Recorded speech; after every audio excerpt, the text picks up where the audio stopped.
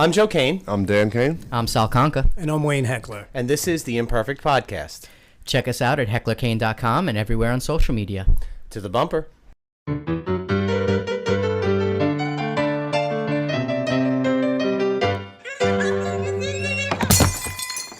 We're here today with Gabrielle Stone, who started acting at age 18. She's no stranger to the festival circuit. She starred in 3 festival-winning shorts, Henry John and Little Bug, Sugartown, and Once When I Was Dead. She leapt onto the big screen starring in The Lighthouse opposite Danny Glover. From there, she has begun carving her way into the industry with feature films like Fuzz Track City, The Jazz Funeral, and An Old Man's Gold. In 2014, Stone starred in Lionsgate's Speak No Evil, and then went on to star in Anchor Bay's Zombie Killers and Elephant's Graveyard. Stone then took on 2 leading roles in the festival dramas Stray and Grief. This year, she can be seen in Ava's Impossible Things, as well as Dance Night Obsession and the highly anticipated Death House. After finishing her directorial debut, It Happened Again Last Night, she wrapped filming on Tom Holland's Rock, Paper, Dead, opposite Michael Madsen and Tatum O'Neal. She's currently working on The Competition alongside Thora Birch and Chris Klein. Gabrielle, thanks so much for joining us. How are you today? I'm great. Thank you for having me. That's one hell of a resume you got there. Well, I've been working for a while, so piling it up. Yeah, you're a grinder. I mean, we were looking at your IMDb profile, and, this year alone, the amount of work, the body of work is astounding, so. Yes. No, I've been really busy, but busy is good in our industry, so it's been great. I agree, right? Busy means you're working, busy means you're getting paid, and all that fun stuff, so. So you started acting at age 18. What was your first project? It was actually that first film that you mentioned, Henry John and the Little Bug. It was a short film, ended up going to festivals. And, I always thought I wanted to be an actress. Both my parents are in the business, so I grew up in it. But it wasn't until I did that short that I was like, oh, I really don't ever want to do anything again. Ever. Now, were you in your high school plays and stuff like that? Any of the musicals or no? I did not in high school. In middle school, I did musical theater, but I'm definitely not as prone to stage acting as I am for film. Okay. Cool. So you already mentioned your mom, so we can't ignore it. Your mom is Dee Wallace. You starred in Zombie Killers with her, but I mean, what was it like growing up in Hollywood as a Hollywood child? I get asked that all the time, but it was really normal. My mom's awesome, and my mom and dad did a really good job at balancing my life while they were working. If one of them was doing a film, the other one didn't take any work for that time. If they were gone for more than a week, then whoever was at home went to go visit. So I got to travel a lot growing up, and she was at every soccer game, every dance recital. It was really normal, except I got to hang out on set a lot and see her die. Nice. Yeah, so for the audience that's listening, we mentioned your mom is Dee Wallace. So she's famous for being the mom in E.T. She starred in Cujo, The Hills Have Eyes, and a number of other films. So you just worked with her in Zombie Killers, which how was that process? I mean, what was it like to be on set with your mom and actually working together? I mean, my mom and I are best friends. We've worked together, I think, twice now. It was great. She was only on set for 2 days, but it was awesome. We had one scene together, and it was a really sweet little scene. She played my boyfriend's mom in the film. So it was fun. We had a great time, and we worked well together, and everybody thought it was hysterical that we were so normal and easy together. I am curious, did you rehearse together at home before? Just curious. No, I figured, see? No, sometimes you can, but you don't do it. But that's great. Yeah. It's your mother so well, it's easy to act against, I'm sure. It's different when it's family. Yeah, and she had one of the biggest acting studios in LA for a while. So when I started training when I was 16, I worked with her at her studio for the first, 3 years of my training. So we have the same technique, and it was easy and it was fun. Nice. That's cool. So I was going to ask, did you have any formal training other than growing up Hollywood kind of thing? So No, yeah, of course. I've taken different classes, different teachers. So I've got a melting pot of training that I go to for. Is there anybody notable that we could that you could throw out there that you did get a chance to train with? Like I said, I started with my mom. I've trained with Steve Easton. My most recent one was with Wendy Haynes over at Warner Laughlin Studio. But I've bounced around. David Gray at Gray Studios. He's fantastic. Sure. So yeah, it just depends on when I'm not working and when I have time to be in a class and what class I feel like doing. Of course. Cool. So your latest project, the project you did with your mom, you've done a lot of horror and things like that. Is that your preferred genre, or would you rather be working in comedy? No, I mean, I don't have a preferred genre, I guess. It just depends on the script and what speaks to me and what I get excited about. The feature that I just got back from was a drama with a lot of comedy woven into it, so I had a blast doing that. The one I'm about to go do, The Competition with Thora Birch and Chris Klein, is a comedy, like straight rom-com. So yeah, but I mean, I love horror. I love the fans. Like, the fans are unlike any other fan base in this industry, and they're awesome. So yeah, I mean, I love working on good material. So it really doesn't matter what the genre is, as long as it's good material for me. Cool. So, we're big horror fans as well, which is how we found you, actually. And we had interviewed recently Kyle Hester, who was part of the Indiegogo project, Zombie with a Shotgun. I'm sure you're connected to him. Yeah. Do you know Kyle? Have you met, or are you just online? Personally. Yeah, cool. Was Zombie Killers, was that like, how was that funded? Or how were you involved with how did you get involved with that project, or... I got involved with it. They just sent me the script and hired me on as an actress. It was funded by private investors. We shot it up in Pennsylvania, and then they ended up selling it to Anchor Bay. But I had a blast on that shoot. Harrison Smith, who's the director, who I just worked with again on Death House, is a great writer, great director. So any of his projects in the future, I usually want to hop on because I had a blast on that shoot. You got a chance to work with Billy Zane. I'm a big fan of Billy Zane, so. Yes.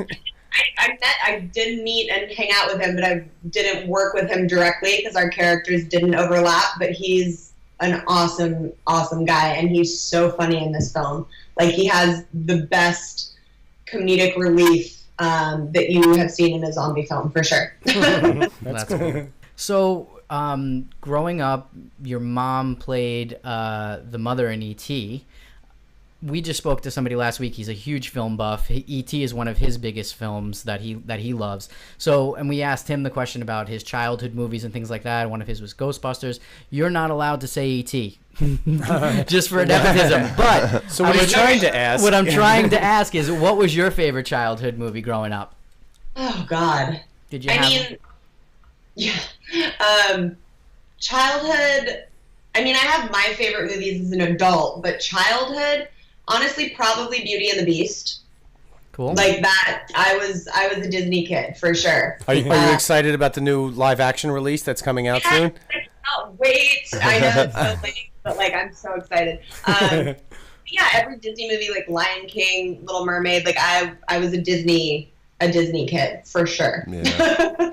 That's awesome. I think we all were. Who wasn't a Disney kid for the most part, right? And it was like back in the day when animation was, it's not like what it is now. Right. Now, you see, like I saw like a clip of Frozen the other day and was like, oh, I recognize, and then I was like, no, Gabrielle, that's a cartoon. But they all look so similar. Like, think of course in a different film, but it's because they all look so similar. And it's weird to me. It's not like how the old school animation films used to be.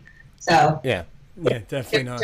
Well, there's a lot more digital, a lot more computer-based than physical drawings like they used to. I mean, like Polar Express. When Polar Express first came out, that was the first of that kind of animation. Yes. It was different. Like, wait, is that real? Like, I almost think he's a real kid, and you forget. Yep. But I know they just do wonders with this stuff. It's great. I know. But very different feel than watching Bambi for the first time. Definitely different cartoon. Right. Completely different film. Cool. So let's talk a little bit about your latest project. It happened again last night, which you, I believe, wrote and produced, right? Yeah.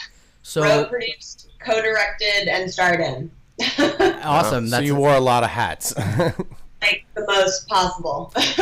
We know the feeling. yeah. We do that a lot. So how long ago did you write the film? Was it something that's been written for a while? Did you write it recently? We wrote it probably sometime last year, sometime in 2015. It went through a lot of rewrites. We ended up doing a fundraiser on Indiegogo, raised about $3,000, and then the rest was brought in from a private investor. So we shot it and then did a post Indiegogo raise for like the rest of post-production and the festival circuit and whatnot. So we just had a wildly successful round on that. We set it at, I think, 5,000 and ended up raising like 7,500. So Excellent. Awesome. Congratulations. thank you. Yeah, it was, crowdfunding is definitely not my favorite thing to do. It's, besides like the amount of like energy it takes, it's just this weird blurry line, I feel like. It's a blurry line where you're walking around with your hand out going, can I have money? Can I have money? Can I have money? Can I have money? Not my favorite thing. But, you know, we got it done. And yeah, so we just, you know, finalized everything and it's officially being submitted to festivals now. That's Excellent. awesome. Look forward to that. That would be good. Yeah. So Yeah, can you tell I'm us. excited for everyone to finally see it. So Definitely. Yeah, obviously we saw the trailer. I mean, we have our suspicions, but can you tell us a little more about what the movie's actually about? yeah, it's about our lead character who I play, and her name is Paige, and she is stuck in an abusive relationship with a man and also in love with a woman. And it's really like following her story, seeing a little bit of her past and seeing what she ends up deciding to do. Cool. Nice. Yes, you don't want to give away the whole story. But that's excellent. It's a drama, so not horror, but it turned into a powerful little piece about domestic violence. Gotcha. So I'm excited for everyone to. What's the running time on the short? 13 minutes and 52 seconds. Very good. Like, from beginning to the end of the credits. So. Cool. But who's counting? So were you the editor as well? Did you do the editing as well? Okay, because usually the editor definitely knows what numbers that comes in at. Right. Yeah, I only know because we literally just like finished it, and the time for shorts, you know, one of the biggest mistakes people can make is a short that's not short. If it's anything over 15 minutes, it's usually harder at some of the festivals. But no, I did not edit it. I don't have that in my resume. I think that's a whole new category, the long short. It has its own category itself. Yeah, I know, like a mini feature. Right. So yeah. Cool. So who else was involved with the film? I mean, have you worked with anybody that you said you co-directed? I mean, who are the folks that you worked with, like relationships that you've had in the past? Yes, the director of the Lionsgate film that I did, Speak No Evil, he co-directed it with me. He's become quite prevalent in my life. We're not only great friends, but obviously now are working together. So he co-wrote, co-directed, co-produced, and his name is Rose, and he's fantastic. So a lot of people were really skeptical when they heard co-director, but we worked together really, really well, and I could not have done it without him. I will never again star in something that I am also directing. It is way too much. I definitely want to direct again, but not something that I'm constantly in front of the camera as well. And then we had Amanda Weiss from Nightmare on Elm Street and Fast Times at Ridgemont High. She was fantastic to work with, like such a sweet, sweet woman.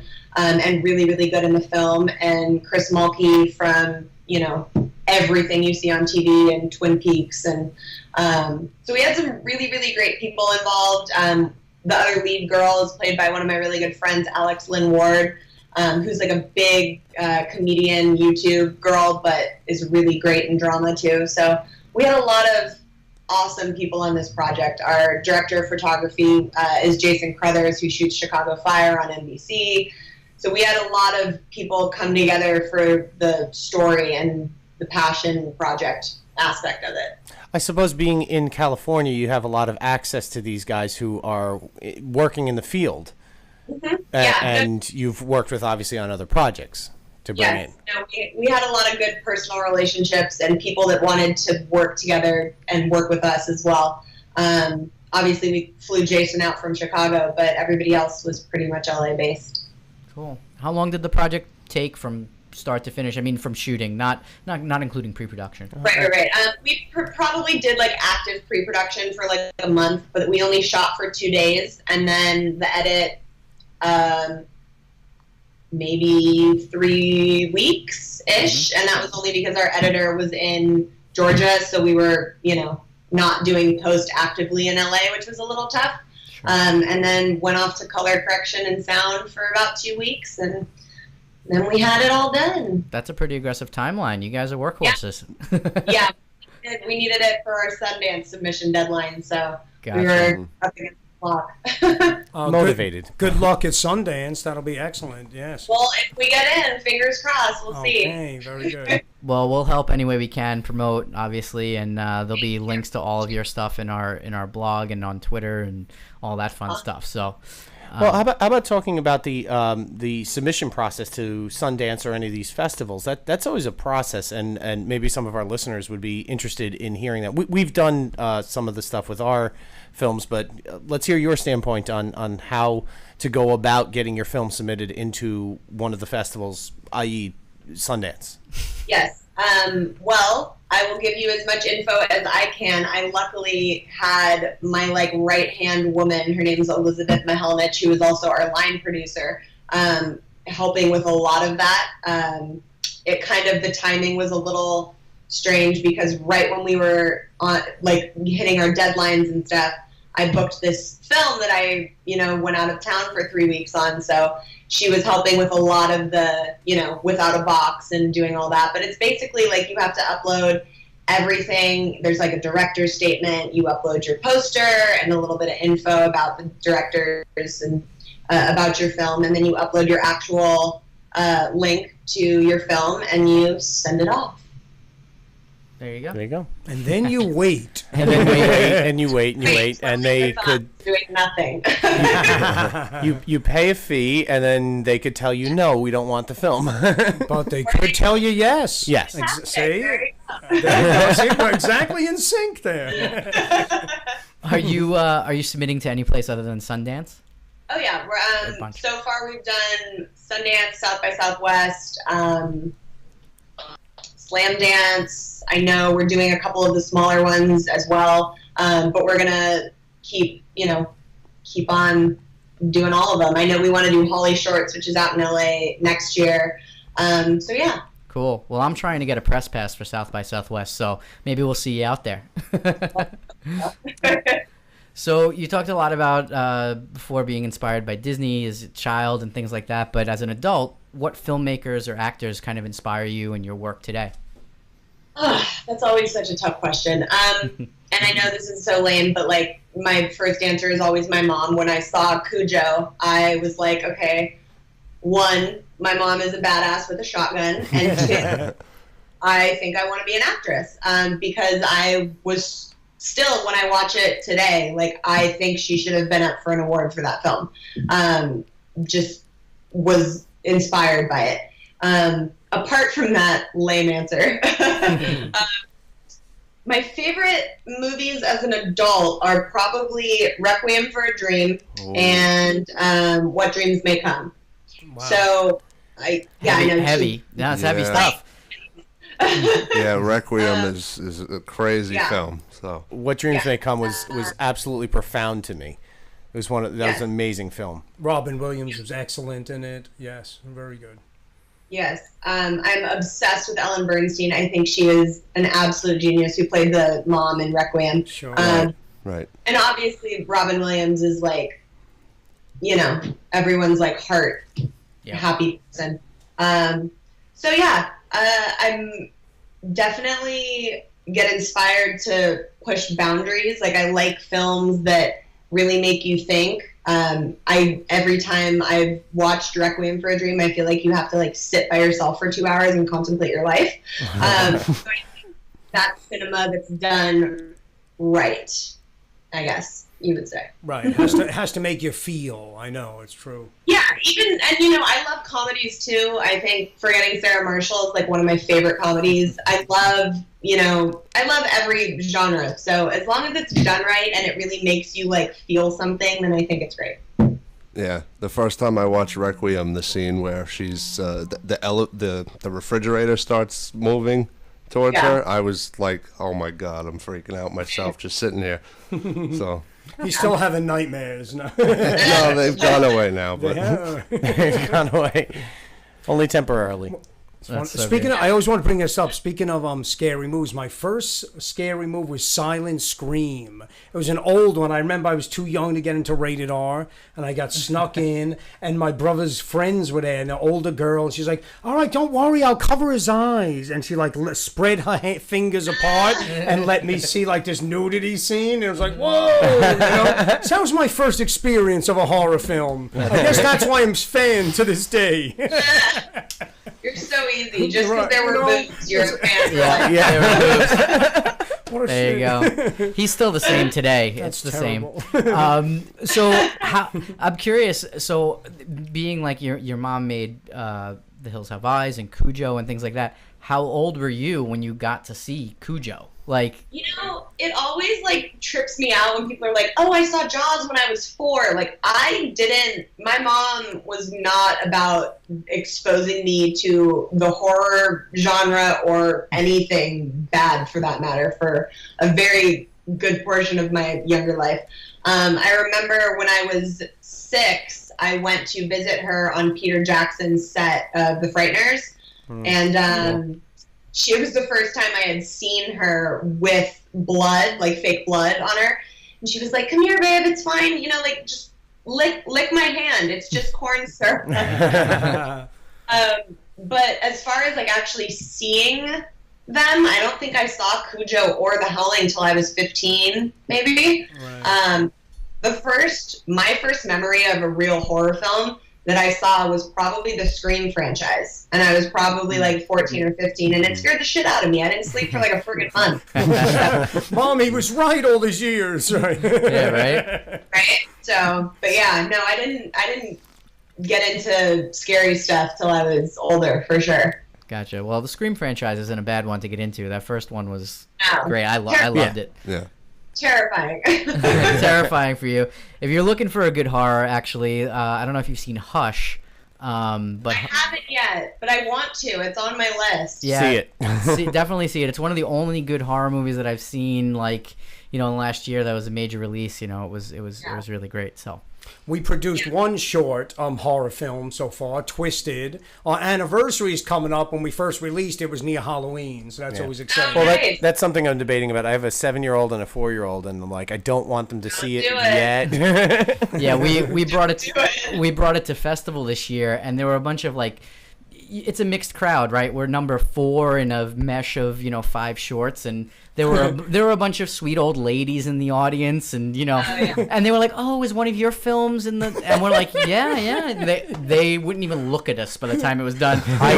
People were like not making eye contact with me. I played the lead, the horrible person in the lead who was doing horrible things to Wayne. Actually, he tied me up. I was caught in the basement. It's not really ultra gory or anything. It's just more. I would think it's more. It's suspenseful. It's suspenseful, and I did horrible things to them. Well, these little old ladies in the theater, after they saw it, looked at me and they were like, "Oh my God, I can't watch it. I can't look at you." And they told me, "I'm sorry." They said, "I'm sorry." Yeah. Oh, how funny! That's awesome. Yeah, we'll have to send it to you. We'll send you the link. You could take a look. And please. I think we're pretty much going to wrap things up. I mean, you were awesome. We loved having you. Thank you. Yeah. Do you have any links or your Twitter handle you want to share with everybody? Yeah, I'm on pretty much like everything at Gabrielle Stone. Cool. Instagram, Twitter, Facebook. So you can come find me on all those and follow me. Well, that makes it simple. Yeah, well, we'll put all your links up on the YouTube page and all that type of stuff, and we'll send you all the links when they're ready to go. So Yeah, I would love to see the short. So send it over. Sure. Yeah, of course. And obviously, when everything gets along, hit us up and let us know everything that's going on with your new short that you're working on. And good luck at Sundance. Good luck. Yeah, good luck at Sundance. Break a leg. I'm looking forward to seeing the finished product. To what? To seeing the finished product. I'm looking forward to Thank seeing you. everything. I'm looking forward for people to, actually see it finally. It's been a long road. It's my baby, so. Awesome. Well, Well, thanks, thank Gabrielle. you for Gabrielle Stone for hanging with us. And thank you, guys. check out all the links below in the descriptions for her Twitter and our social media, and we will link you guys up. Gabrielle, thank you, and Take have care. a wonderful night. Thank you. Thank you guys for having me. Bye. Bye-bye.